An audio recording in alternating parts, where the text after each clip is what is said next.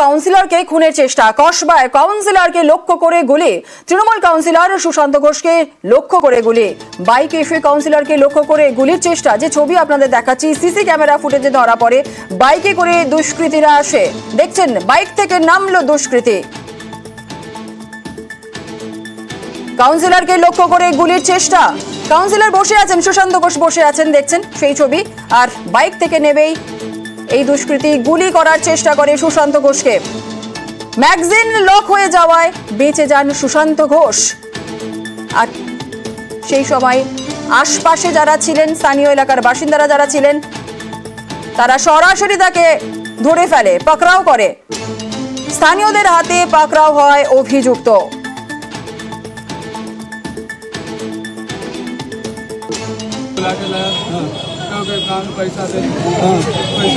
कितना रुपया दिया?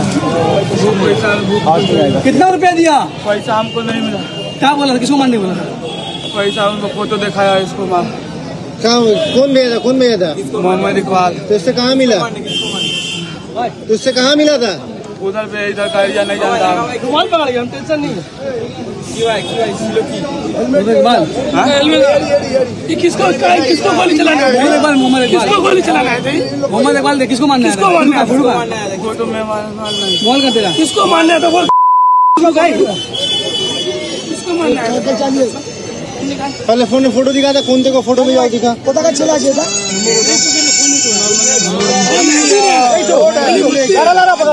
उसको पकड़ में रखिए ना।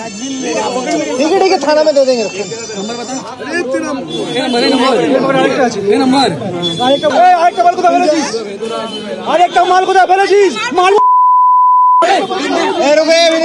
আর এই নিয়ে কথা বলবো, আমাদের সঙ্গে রয়েছেন আমাদের প্রতিনিধি বিশ্বজিৎ শাহ। সরাসরি চলে যাও বিশ্বজিতের কাছে। বিশ্বজিৎ, যে ব্যক্তিকে আটক করেছেন স্থানীয় বাসিন্দারা, পুলিশের হাতে তো তুলে দিয়েছেন, এবং এই ধৃত ব্যক্তি সে মোহাম্মদ ইকবাল বলে এক ব্যক্তির নাম করছে। একটু জানতে চাইবো যে তদন্ত কোন গতিতে এগোচ্ছে, কে মোহাম্মদ ইকবাল, কি জানতে পারছো? এর পেছনে কি কোনো চক্র রয়েছে?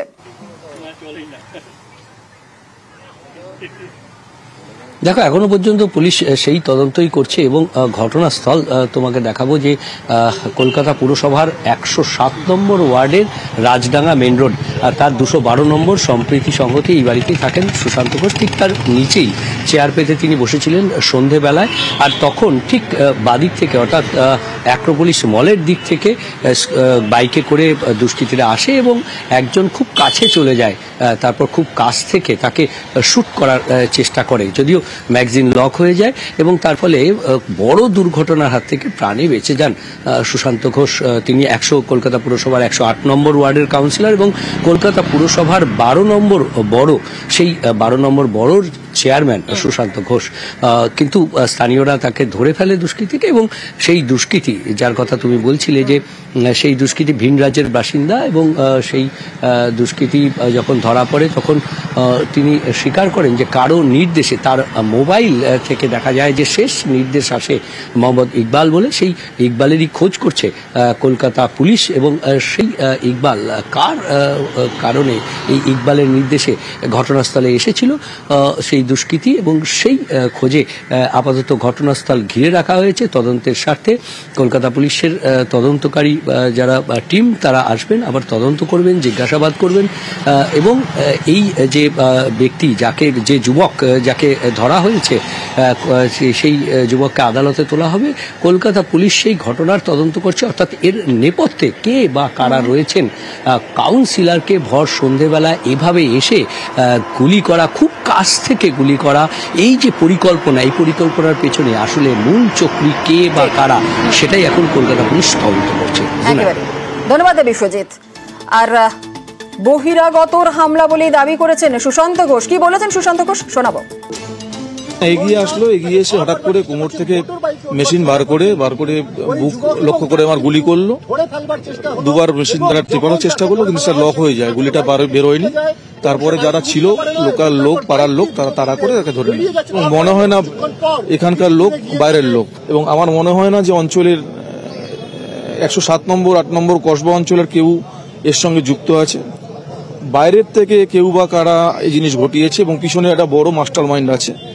কেন, কি কারণে, এটা নিশ্চিতভাবে কলকাতা পুলিশ বার করবে বলে আমার বিশ্বাস। আমার নিজের পাড়ায়, আমার বাড়ির তলায় এই ঘটনার সম্মুখীন হতে হবে, এটা ভেবে আমার খারাপ লাগছে, আমি দুঃখিত এবং ব্যথিত। সুশান্ত বাবু এখানে আছে, সুশান্ত বাবু এখানে প্রত্যেকদিনই বসে থাকি। আমরা ভেতর থেকে আওয়াজ পেলাম যে একটা কেউ হচ্ছে, তখন আমরা ছুটে এলাম। বাইক নিয়ে আসছিল, সেই সময় দুজনে ছিল একটা বাইকে, একজন নেমেছে, গুলিটা যেটা চালু করবে সেটা কিন্তু সেই অবস্থায় লক হয়ে গেছে, লকটা চালু করতে মানে যখন ও বাইক ছেড়ে দিয়েছে, পেছনে যে একজন নামিয়ে দিয়েছে, তাকে আমাদের একজন লোক যে ছিপকে ওকে ধরে আটকে রেখেছি। তারপরে তখন লকটা চালু করতে পারে না। রাতেই সুশান্তর বাড়িতে দক্ষিণ কলকাতা তৃণমূল সাংসদ মালা রায় পৌঁছান।